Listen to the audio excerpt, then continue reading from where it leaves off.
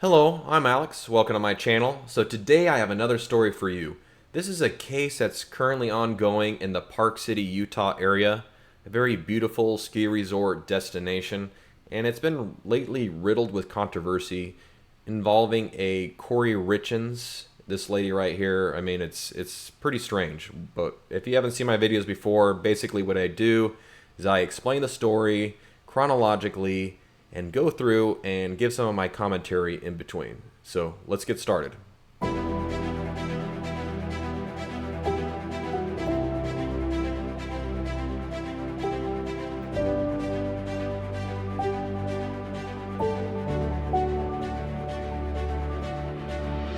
So this story begins in 2015 in the Park City, Utah area. We have a Kouri Richins and an Eric Richins. They are married, they have kids. It seems that they're living the American dream. You have Kouri Richins, she's a real estate agent. I mean, look at this headshot. I mean, she's seems like your typical real estate agent, right? She's wheeling and dealing, trying to get some listings, close some sales. And then you have Eric Richins. He's a man that has his stone and masonry business, and has half ownership with another person named Cody, and it seems that their business is doing quite well. I was looking a little bit more into Kouri Richins' background as a real estate agent. I mean, she had some listings and some closings and all that kind of stuff. And as a real estate agent, if you don't know, you have to basically have so many years in the business before you can become a broker and have your own business. So allegedly, eventually, she was able to get her own business. But before that, she was working for a company called Conrad Cruz Real Estate Services, LLC. And working as a real estate agent, you're not paying taxes every month typically. You're having to kind of organize things in which you're making your quarterly payments or doing the things that you're supposed to be doing. So based on certain records, doesn't seem like she was really doing that right. She probably wasn't really that good with money because it seems that financially she was doing horribly. In that kind of business, it's either feast or famine. I'm sure she had some sale on one month and then she didn't have any money the next month. But that's just an inference on my part. Her husband, however, he seemed to be the more reasonable one, the one that was better with money, finances. And I'm sure at an early stage he probably knew that about his wife. And on top of this, Kouri Richins was trying to buy and flip houses. So this actually gets me to think that she was watching HGTV and all these reality TV shows and getting hyped up and thinking, oh, I can make a lot of money doing this. But maybe not her, right? Because according to records, she was doing horribly at it. And back in 2015, there was largely strange things going on. She was getting life insurance policies behind her husband's back in his name and putting herself down as a beneficiary. And the amounts of these payouts came out to $2 million. So for a lady that's got money on the mind and is trying to succeed in her business and is doing poorly, it seems that she's doing something strange that makes me think she's got something on her mind, that she's planning something. I don't know about you, but if I heard a friend of mine or having a spouse and doing that kind of stuff, I would be thinking she's got some ulterior motives that are not good at all. Apparently, according to records, she was doing sneaky things between 2015 to 2020. And I don't know about you, I don't see how Eric did not notice this, because it wasn't until 2020 that he started to see the seams and the cracks in what was going on. So for what she has been doing, that would break the trust in a marriage. But for him, it seemed the best way to handle this was to confront her. And he was confronting her based on what she was doing. She was getting a $250,000 home equity line of credit against their home. So, you know, when you get old and you have a lot of equity in your home, you can actually take that equity out. I mean, that's what she was doing, but she was taking it and using it for her shenanigans. So you have all these bad investments, horrible spending, and she's actually using his credit cards and racking up $30,000 and spending $100,000 from stolen money that she was taking from his accounts. I mean, it's horrible, but he just thought, okay, I'll confront her about it, say, hey, I know about it, so quit doing it. And he's got his own business, right? He's got his stone and masonry business that he owns with his business partner, Cody, and he's got federal taxes to pay. When you own a business, you got a lot of taxes to pay. That's just how it is. And she was taking those taxes that he had set aside to pay the government. I mean, that's horrible. She's really messing up with his stuff that he's got going on. So finally, Eric was fed up, but he didn't really want to divorce his wife. I'm not really sure why, but I mean, according to his family, his sisters, he was talking with them and basically said he wanted to stay together for his kids. He was a family man. He was a philanthropist. He just really loved helping people. He was a fun-loving guy. I mean, people just didn't have anything negative to say about him.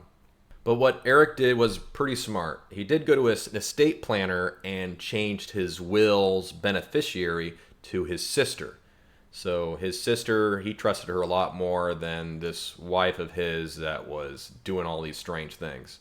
And, personally, I don't blame him. I think it was a good idea. Another smart thing that he did is he got his business assets and with the estate planner and put down that in the event of his passing, all of that money would go and transfer to his business partner. So it seems like he's got a lot more trust in his family members other than his wife and his business partner. I mean, that tells you something.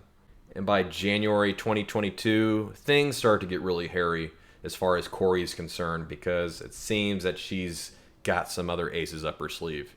She managed to forge signatures and change some of the life insurance policies that were switched away from her back to her and actually away from her business partner as well, amounting up to $2 million. But I'm not really sure how. Probably the insurance company contacted Eric and he was on to her already and he had it switched right back. He's probably thinking I caught you red-handed again. Come on.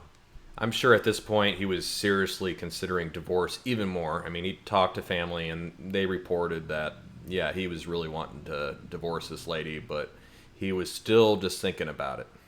And by February 12th, 2022, Kouri was doing some other underhanded things, like buying fentanyl pills from her house cleaning lady that she was using for her real estate business. And this house cleaning lady, she already had a rap sheet related to drug charges. And she just happened to be working for Kouri. So on my mind, I'm thinking that Kouri was having these ulterior motives and she thought, hey, I got this drug dealer right here. Why don't I go ahead and get this fentanyl? And as you know, fentanyl, it's been all over the news. That's because it's 100 times more potent than morphine. And to give you some context, morphine was responsible for a lot of accidental deaths in hospitals. You're having to microdose this stuff.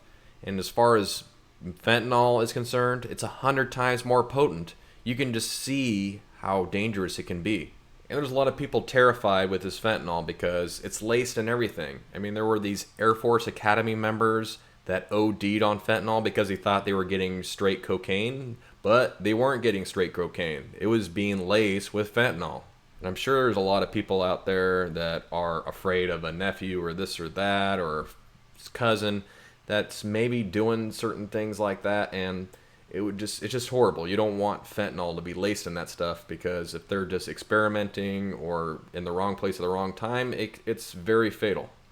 As we continue with the story, in February 14th, 2022, Kouri Richins was allegedly giving a sandwich to her husband that she intentionally, allegedly, had put his allergen into it. And as you would expect, Eric, he broke out in hives. He was saying, oh man, what am I going to do? So luckily he had an EpiPen and he had some Benadryl. Those things are very important when you're highly allergic to something. So at this point, I don't know about you. If I were in this situation, I would have hightailed it out of there. I wouldn't have been in the same room with this lady because I would be thinking she's been trying to kill me. I mean, that's no accident. If you're highly allergic to something and someone prepared this meal for you knowing that you're allergic to this thing, and I know she probably was. She's married to this guy. There's no way that she didn't know what she was doing. And later on in that month, in February, Kouri, I don't really know what she was doing, but she was asking this drug dealer housekeeper lady that she needed some Michael Jackson stuff. So the fentanyl she was getting wasn't strong enough. And this makes me wonder, did she give fentanyl to her husband already and we just didn't know about it? Because how would she know if it's not strong enough? And if you don't know what I mean by Michael Jackson stuff, I'm specifically talking about propofol. I don't think she was asking for propofol. I think she just wanted more fentanyl or more potent fentanyl. So it's March 2022 now, and Kouri, she has been making calls with her creditors. I mean, she's owed more than 1.8 million to one particular creditor, and then also money to her husband, more than a $500,000 that she promised to pay back after she was confronted by him. And it just seemed like everything was coming apart. She was even on the phone with the IRS. The IRS, they don't mess around. When you owe them money, they're going to be calling, they're going to be knocking on your door, they're going to be sending all of these alarms your way. They're not going to be silent about it. So I'm thinking she's freaking out. She is worried that, hey, oh man, I'm in big trouble now. I got to do something. And around the same time, Kouri was seeing this listing on the MLS. It was a home for $2 million. It was unfinished, as you can see on these pictures here. It was, her eyeballs just popped out. She was just thinking like, oh, this is my chance to get rid of my liabilities. I gotta get this place and flip it. She was thinking like, this is her ticket. This is what's going to essentially save her financial life. And this just makes me think of the gambling mentality. When you're a gambler, you're just thinking like, I gotta keep doing this, I gotta keep doing that. But in my mind, if she was really this bad, she should have just done some kind of bankruptcy or gotten a lawyer to maybe settle her issues with the IRS in some kind of something. There are other means to handle this instead of just trying to do these deals and dig a deeper hole. I didn't really see that as a comparable method to anything reasonable. At this point, I'm thinking she's got to declare bankruptcy and just get a regular job. None of this real estate stuff that's obviously not her forte. And according to records and other people that know Eric, he was approached by Kouri about this deal, and he was just saying, no way, I'm not dealing with this. And he was smart about that. I'm sure he knew that she was just horrible with investments and that this was not going to work out. He didn't want to be any part of this. And of course, if she gave him that weird allergy sandwich, why would he do that anyway? It doesn't make any sense. He's probably got one foot out the door already. But very, very unfortunately, that same month, on the 4th of March, tragedy struck. There was a Moscow Mule that was prepared by Kouri and given to Eric. And he drank it. And it contained 10 times the dose that you give to someone for fentanyl. So 10 times. And we already went over how dangerous this stuff is. And it's got me thinking, why did Eric accept this Moscow Mule from her? It's horrible. You should have just thought twice about getting that drink. I wouldn't have been in the same room with her. But unfortunately, he drank it, and as you would expect, he had passed away. He was cold to the touch, and according to Kouri, when she talked to authorities later on, she said that she tried to revive him. She tried to do this and that, and the first responders, they said that was highly unlikely, that probably didn't happen, that she's just probably just lying. It's pretty obvious. Okay, so this horrible thing happens. I'm sure the family's thinking like, oh, it's totally her, but at this point, she's not incarcerated. The police have not arrested her, but they are investigating her. And they're doing all this stuff in the background, and they're trying to build a case, because you can't just arrest somebody right off the bat if you don't have the evidence yet. So as early as March 6th, so the body's probably not even in the ground yet or cremated or anything. I mean, it's just horrible what Kouri did. She allegedly got a locksmith over to drill into the safe of their home. So she probably didn't have any access to it, obviously, so she was trying to get to the money that Eric was probably hiding from her. And as I said earlier, the family of Eric, they probably already knew or suspected her highly of being the perpetrator. They were probably 99.9% sure it was her. So they actually went over there, or at least his sister did, Katie, and she confronted her about it. And she caught her taking the money out of the safe. And she said, don't do it. I'm sure she was enraged. And I mean, I would be enraged too. So what happened was the arguments, they escalated. So much so that they resulted to physical violence, or at least Kouri did. And according to the testimony here that I'm showing you here, she punched her in the face and the neck. I mean, it was just awful. So let's see what she has to say. Kouri looked at me with pure hatred and rage. I was messing up her plan. I was getting in her way. And because of that, she attacked me. She punched me in the face and neck multiple times. It took 4 people to pull her off me that day. Before the funeral, Kouri opened a bank account and asked everyone that was grieving to send her money instead of sending the family cards and flowers. It was not even 2 weeks after Eric's passing that we were told she had taken down all but one photo of my brother and removed all his clothing from the house. Kouri put together a golf tournament in Eric's name 2 months after his death on what would have been his 40th birthday and told his family, all of us, that we were not allowed to attend. So Kouri at this time, she's probably thinking, I got to get rid of this evidence. So by the 9th of that same month, she's throwing the fentanyl pills allegedly into a fire pit and trying to destroy that evidence. But of course, the evidence was still there. It seems like just burning it doesn't really work. So the Richins family, they weren't going to take this lying down. They hired a private investigator. His name is Chris Kotrodimos.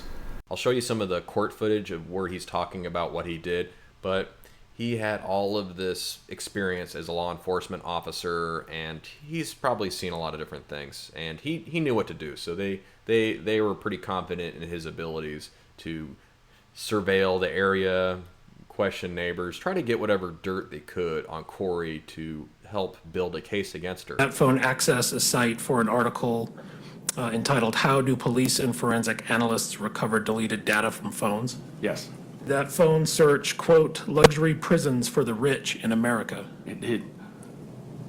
Did that phone search, quote, "if someone is poisoned, what does it go down on the death certificate as," close quote? Yes. So now we're all the way into March 2023, a year anniversary of Eric's death. The private investigator and the police, I'm sure they're already building all this case against her, but they haven't done anything yet. They're trying to make sure they get the smoking gun. And this is probably the weirdest part about the story.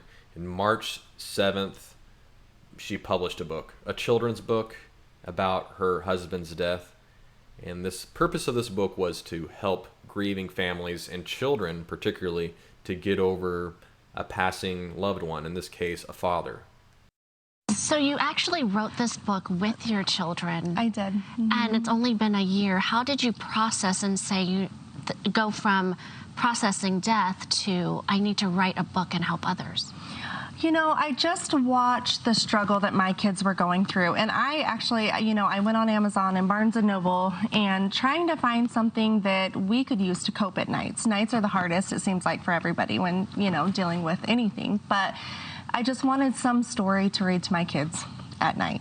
And I just could not find anything. I couldn't find anything that really, suited them or helped them find comfort and peace. And so, I was like, let's just write one. So as you can see in this picture here, this is the cover of the book. It's so bizarre. You got the guy, it even looks like Eric. And then the kid here, I'm sure he probably looks similar to the son. I mean, we can't really see the son in real life, but it's probably some kind of depiction. And at the time it was published, you could even get it on Amazon. You can't get it now for certain reasons that I'll get to, but I feel pretty sorry for the people that purchased the book, thinking it was a tool for grieving for their children, later to find out there's a grim reality around the author who was not really using it for that purpose. I'm thinking it was just used to get money. I'm sure anybody outside looking in, there is no way this lady wasn't trying to profit from this situation, because she was trying to actually get money from the estate. She was drilling into the safe. I mean, she's doing all these things to basically shake down everything of what Eric's built. So that's rather appalling. And later on, the people that were interviewing her, they were saying they were shocked by hearing the news of what happened. They were not expecting that at all. But finally, justice has a way of catching up with you. But in May 8th, it caught up for her, and she was arrested for Eric's murder.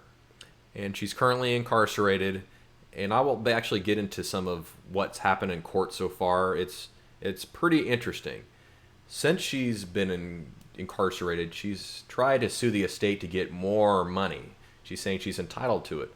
But as you can see from this court appearance from Eric's sister, She says, "There's no entitlement whatsoever because we are suing you because you caused the death and you're trying to profit from it." So that makes any kind of prenuptial agreement null and void.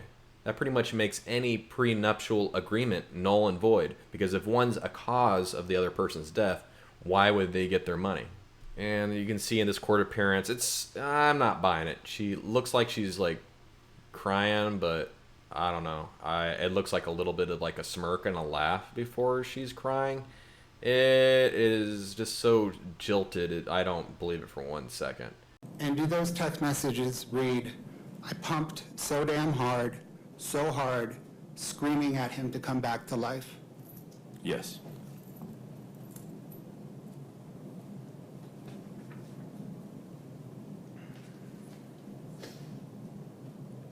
You testified earlier, Detective, that EMS responded. Have you interviewed the first EMS responder?